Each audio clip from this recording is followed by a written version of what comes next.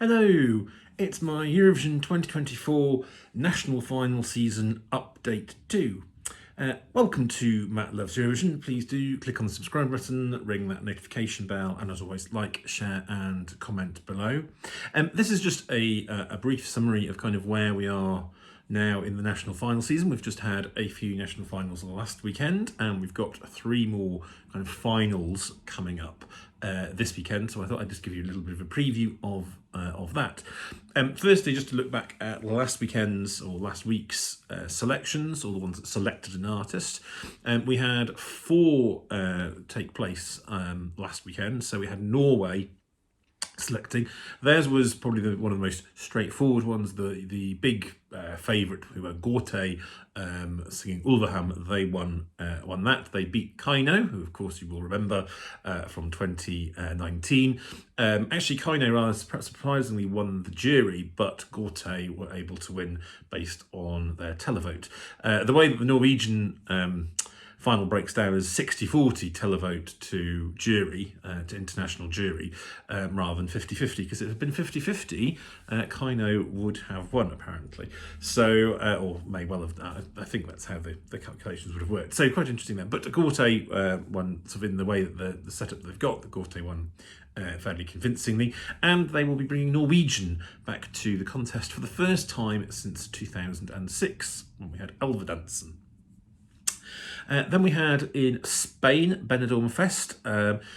Spain, of course, being one of the big 5, so the winner of this is guaranteed to be in the grand final of Eurovision. And this was actually a bit of a surprise winner, well, certainly to many people that had been following it.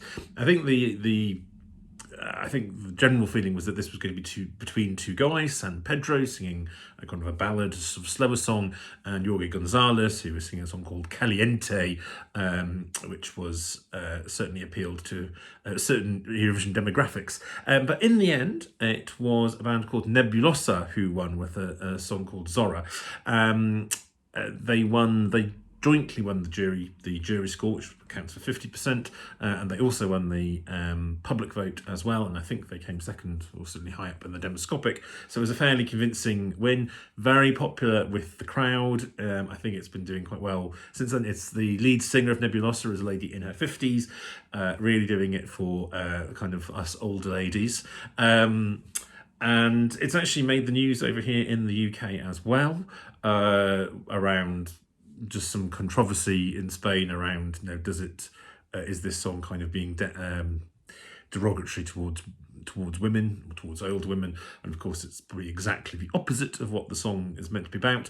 I think it got generated by a fairly turfy group in Spain, and of course since some of our press in the UK leap onto anything like that, it's suddenly kind of made the news here. But I think but yes, they do. I don't think that's going to stop any kind of success for Nebulosa, because they seem to be doing quite well in the Spotify charts as well, and I think everyone's just very pleased for her, however it does in Malmo. Thirdly, we've got Malta.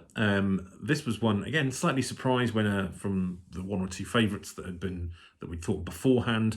However, Malta's system, sort of their voting system, is very heavily weighted to a set of jurors, so it's something like 70% or to the jurors, or even higher actually, or 78% to the jurors, so it's rather than the televote, so it's very heavily weighted in favour of those jurors, and if they decide that they're going to go for someone in particular, that person more or less wins, and that is what happened this time with Sarah Bonici with Loop. And finally, we have Ukraine, who once again put on a really good show, a very, really high quality field. Again, quite remarkable in the circumstances.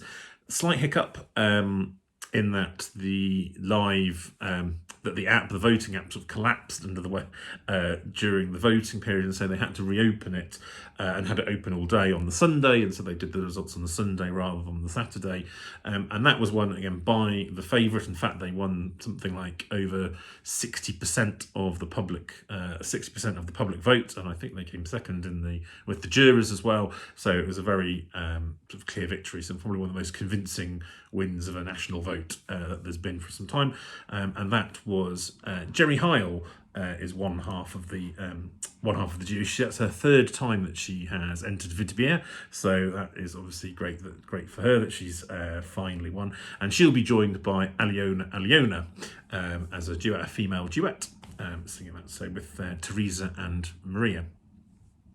And we have one other, although those are the 4 national finals, there was one other kind of show which was in Israel, which was to determine who would be their entry this year, but not the song, just the artist, and that was won by Eden Golan.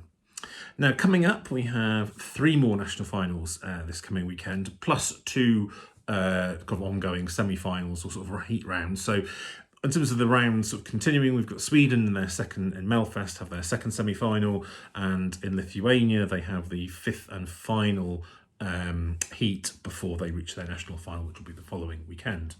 But we have 3 others, 3 actual finals. First one is Latvia, if their Supernova. This is actually quite a mixed group of songs that they have got this time, having sort of listened to them and looked through them. Some really quite interesting choices, not very middle of the road, I think. But I think for Latvia that is important, given that they have struggled so much to qualify in the last few years. Doing something that is a little bit more standout will probably give them good stead. I don't think there is. Well, I think there is one clear favourite at the moment, who is a singer who's very well known in Latvia. He's quite very popular, so he may well end up being the winner. But I think there's potentially winners from several of the contenders there. In Finland, which we have UMK, which of course produced Karja last year, and I don't think anyone will be forgetting Cha Cha Cha very soon.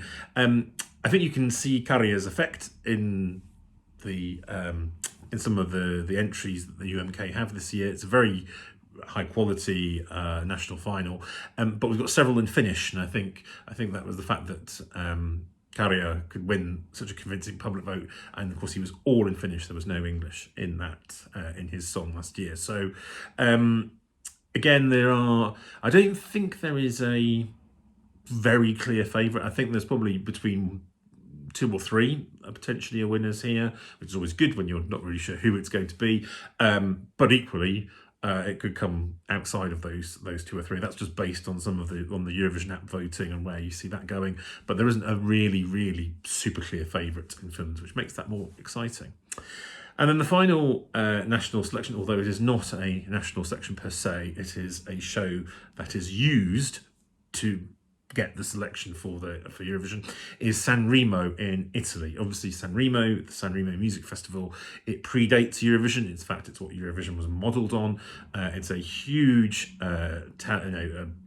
music festival every year in Italy. It gets enormous amounts of viewers. I mean, in terms of the Italian audience, it gets many more than they get when they have Eurovision. So it's a huge thing for Italy, and you always get a lot of really high quality sort of acts going in there.